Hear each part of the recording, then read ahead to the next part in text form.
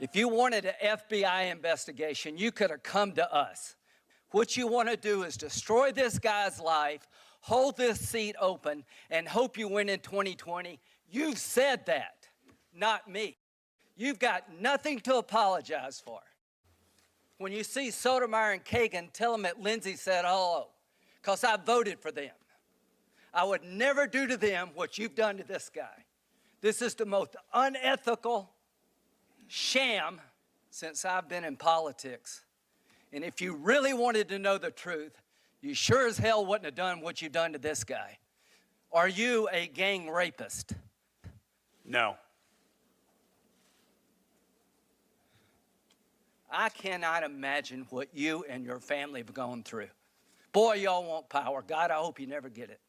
I hope the American people can see through this sham, that you knew about it and you held it. You had no intention of protecting Dr. Ford. Woo. Yeah, welcome. I've seen that a couple of times, and I still go, better and better each time. Wow. To me, anyway. Who knew? I didn't know he had that in him. He's had a lot of fire in him. I think Lindsey Graham would love to be the next Attorney General of the United States. You think? You think that's what he's auditioning for? There you go. Job interview, yeah. And with that, welcome to this Friday edition of America Talks Live. Again, that was Senator Lindsey Graham during a wild day of hearings before the Senate Judiciary Committee. Wow. Wild day to say is. Yeah, that was the biggest takeaway, I think. Oh, that's the soundbite. I mean, that's it. But you know what? He's right. And Lindsey Graham's a guy that, as you know, has been no fan of the president. He was a never-Trumper early on. He campaigned defending the Trump administration. But I think Lindsey Graham, a guy who's been around a long time, he's a ranking officer in the United States Air Force. I've had my problems with Lindsey Graham.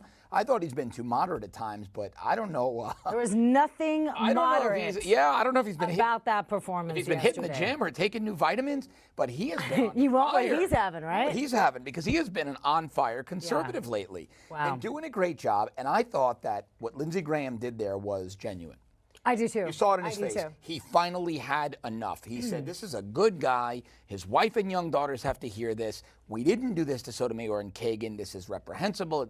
He was almost like shaking a little bit. He was angry. You could hear it in his voice. That was sincere. Yeah. That was sincere. I agree. What do you think? Give us a call, 1-877-NEWSMAX. Again, the question that we're asking today, should the FBI investigate Ford's accusations, though, against Kavanaugh? That's a big question today, right? And we hear all the Democrats on the committee asking that question. Now, those proceedings, the Senate Judiciary Committee proceedings, are still underway in Senate chambers. They're being conducted to advance the nomination of Judge Brett Kavanaugh. And right there on the screen, you see we have a Newsmax poll. So just text the word vote to 64800, 64800. Newsmax will send you the poll question, and you simply reply with yes or no. And I think today's question, Miranda, is, should the FBI investigate? I believe that's the question today. Yeah. Should the FBI investigate the allegations into Judge Brett Kavanaugh? Take the Newsmax poll. Now, the Senate is right now in chambers. What they did this morning, and people are a bit confused about what went on here. So let me break it down for you very simply. Parliamentary rules of procedure are the rules that the Senate is governed by. Earlier today, the Senate took a vote on whether or not they were going to take the vote at 1:30 today, because you actually have to, in committee, vote on whether or not you're going to make a significant vote. And so all 11 Republicans voted yay to, at 1:30 p.m. today, vote on advancing Judge Brett Kavanaugh to the floor of the Senate for full confirmation. Only 8 Democrats voted nay. Cory Booker and Kamala Harris refused to speak. They refused to say the word no. They gave a little silent protest, and then later on we saw Mazie Hirono and Kamala Harris leave the Senate chambers. And again, they're still debating right there. There's a live look right now. Senator Chris Coons, so I'm going to vote that we bring in our next guest. Joining us now. I second that. Second the motion. Joining us now, Larry Klayman, founder of Freedom Watch and a former federal prosecutor, and Jeffrey Lord, veteran of the Reagan White House. He's worked on 5 Supreme Court nominations there. He's also a columnist for the American Spectator. Again, thank you, gentlemen, for joining us again today. I have to say, Larry, I was wrong, Larry. I think we were all wrong. Yeah, I mean, what is it? I felt like a lot of people kind of dropped that, and one of your friends pointed it out, like no one is acknowledging the fact that she was basically fired, Rachel Mitchell. It seemed like she's kind of disappeared there. Yeah, Larry, what'd you make of that? Because I got to say, you were spot on yesterday. I was giving her a little more time, thought she was sort of dropping a hook in the water, fishing a Yeah, little bit. and I was with you on that, but then it was like, okay, where is you this called going? it. But this is, again, the woman that the Republicans hired, brought in. Yeah. She's actually represented a lot of victims of sexual assault. 24 years. 24 and she years. runs the Special Crimes Unit. Right. In the Maricopa County, Arizona, Phoenix area District Attorney's Office, State Attorney's Office. So, Larry, let's go to that. Yesterday, you called it. Your analysis was spot on. Final analysis, it shook out to be right. The woman was adversarial towards Kavanaugh. She treated Ford like Ford was her victim, her witness, joking around with Bromwich and Katz, Ford's lawyers. Bad miscalculation for the Republicans, but it looks like they redeemed themselves when they essentially fired her summarily. Well, although they did, I do want to mention, Larry, before you comment, although she did give analysis. Well, that's what I was going to get to, right. So that's where I was going with Larry. So they basically summarily fire her. They just essentially stop letting her ask questions. Then we find out about an hour and a half ago that she had a meeting with all 51 Republicans last night where she said, I never would have brought these charges to prosecution, wouldn't have even asked for a search warrant. There wasn't enough here to even engage in a criminal investigation.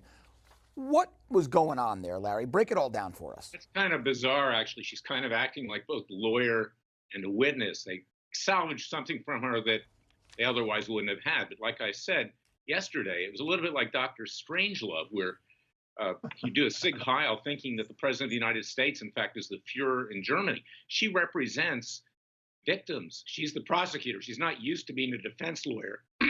And she conducted the testimony as if she was just simply eliciting facts rather than getting to any point. So the Republicans, I think, actually, in some ways, reacted more than they would have if she hadn't dropped the ball. And I got to say, Lindsey Graham did a fantastic job. There's no question he's the best orator in Congress.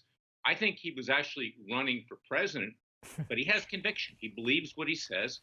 And I think he's a leading candidate, even though I'm different than him, like you are, John. You know, I'm more of a Tea Partier. He's not.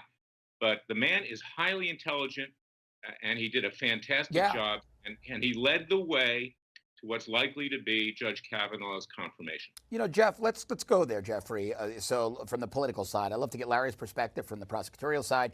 You've been through this process in the trenches politically 5 times. Supreme Court confirmations, other types of confirmations. So does Kavanaugh ultimately get confirmed? We know he's going to make it out of committee. We saw that this morning. They've got the 11 committee votes. Do we have the votes on the floor of the Senate? And will Democrats play impeachment games once he's confirmed? Yes, I do think he can get through, and they probably will play impeachment games. But, you know, a couple things here. In terms of Rachel Mitchell, and I agree with your assessment and Larry's assessment. On the other hand, the one thing that she did in this day and age of television is spare the Republican senators the television shots of them grilling Dr. Ford. Fair point. Which would have played endlessly. So as you know, I thought that there was a hook in the water myself, and there proved not to be one. But on the other hand, she kept the attention from focusing on these guys going after the woman witness, and who was, you know, clearly very sympathetic. And I think that was a very, very good point. And the other thing is Senator Graham's reputation in the Senate as is the ultimate senator's senator, a man of the club, if you will. Right. Is exactly why, and I've been critical of him over time, but that is exactly why his criticism yesterday was so extremely powerful. So he was the right guy. He was the right guy to make that critique. Yes, he was. Absolutely, he was. I mean, as he pointed out, he voted for Justice Kagan. He voted for Justice Sotomayor. I think I was critical of him at the time for doing this, but he is every inch a senator's senator, and for him to blister his Democratic colleagues like right there, as he did, is very, very telling. And I compared him. I had a column that I posted immediately afterwards. For those of us of a certain age, and I must confess I was 3, so I only remember this from history. But in the Army McCarthy hearings, there was a Boston attorney named Joseph Welch, who was defending the Army And Senator McCarthy went after him because he had a young member of his firm who belonged to a communist-leaning group at one point. And Mr. Welch became famous in the day, and went and, of course, found it on YouTube, saying, to lecturing McCarthy, saying, I never until this minute realized how heartless you could be, how cruel you could be to bring up Fred Fisher's name in a public hearing like this. And I'm not going to participate in this anymore. I mean, he really went after him. That was headline stuff in the day. That's what Lindsey Graham's conversation yesterday reminded me of. Gentlemen, we're running out of time, running up against the clock as always. But Larry, real quickly, do you think there will be an FBI investigation? The Bar Association is now agreeing with many Democrats. Do you think that will happen? And do you think Kavanaugh will be confirmed? Randa, first of all, the ABA, which I'm not a member of, I quit, is the product of Harvard and Yale leftist, elitist sense of superiority. They're given no weight. They don't represent the majority of lawyers in this country in terms of their feelings internally. Secondly, there could have been an FBI investigation, and there probably should have been, but the Democrats blew it. It's too late. We have to move the ball along and score the touchdown now. All right. Larry, thank you so much for that response. Jeffrey Lord, thank you as well for joining us today. Appreciate it, as always. Great to see you guys. Welcome. Okay. And again, we want to remind those of you watching that you can weigh in on the conversation. Here's a way that you can do it. Again, the question we're asking today, should the FBI investigate Dr. Ford's accusation against Judge Kavanaugh? You heard what Larry Klayman said. He says, well, that probably should have happened, but it's too late now. Yeah, I believe. Do you agree with that? Yeah. Text vote to 64800. We'll be right back.